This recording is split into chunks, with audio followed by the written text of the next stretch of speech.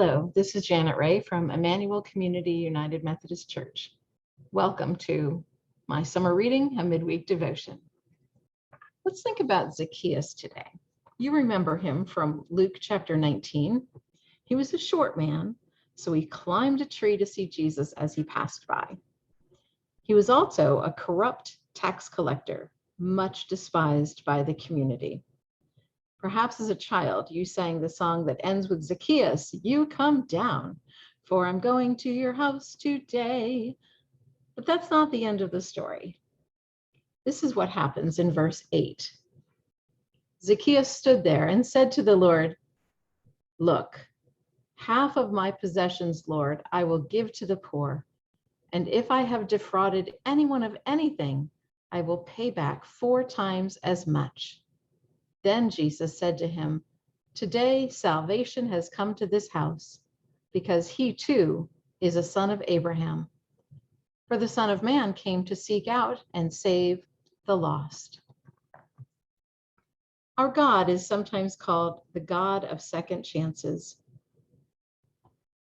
But perhaps it's more accurate to say that God is the God of another chance. Often people in the Bible, prophets, apostles, matriarchs, need more than one extra chance. We know about Jonah, who needed an extra push to do God's will in Nineveh. We remember Sarah, who could do nothing but laugh when the angel told her to expect a baby in her old age. King David broke many of the 10 Commandments, but that did not stop him from being a man after God's own heart. Even though Saul persecuted the early followers of Jesus, he became one of the great missionaries of the church.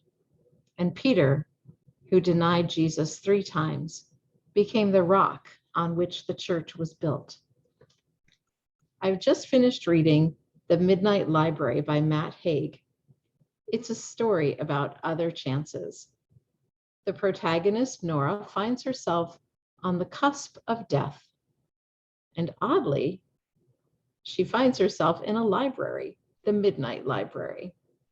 One of the books on the shelves is a book of regrets, which is full of choices that Nora never made, promises she never fulfilled, and potential she never met. The keeper of the Midnight Library, Mrs. Elm, is Nora's guide. She took a step closer to Nora and clasped her hands together. "It's time, my dear, to begin." "If you don't mind my asking, begin what?" Every life contains millions of decisions, some big, some small. But every time one decision is taken over another, the outcomes differ. An irreversible variation occurs, which in turn leads to further variations. These library books are portals to all the lives you could be living. What? You have as many lives as you have possibilities. There are lives where you make different choices, and these choices lead to different outcomes. If you had done just one thing differently, you would have a different life story. Nora discovers that she can choose a different path for her life. And although choosing a different path may be scary, it's not as scary as continuing down the wrong path. Zacchaeus found that to be true, and he turned aside from his path of corruption and embraced the path of righteousness. It's never too late to make a change with the God of another chance. No matter how many chances you've already had and perhaps squandered, there is yet another chance for a fresh and better start. It's not always easy. I imagine it was very embarrassing for Zacchaeus to call together people from the community and admit, "I cheated you, and I want to return the money 4-fold." Of course, they would be happy to get the windfall, but they wouldn't be likely to embrace the one who defrauded them.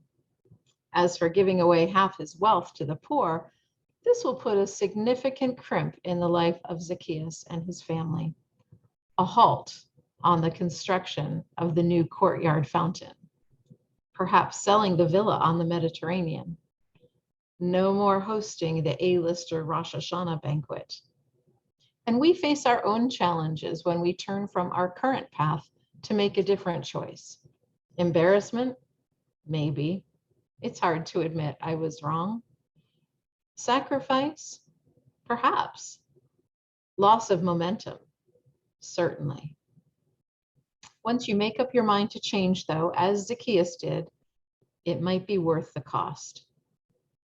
If you discern that God is asking you to choose a different path in your life, whether monumental or practically insignificant, I would encourage you to take the leap of faith. If it works out, great. If not, know that there's always another chance with God. Amen.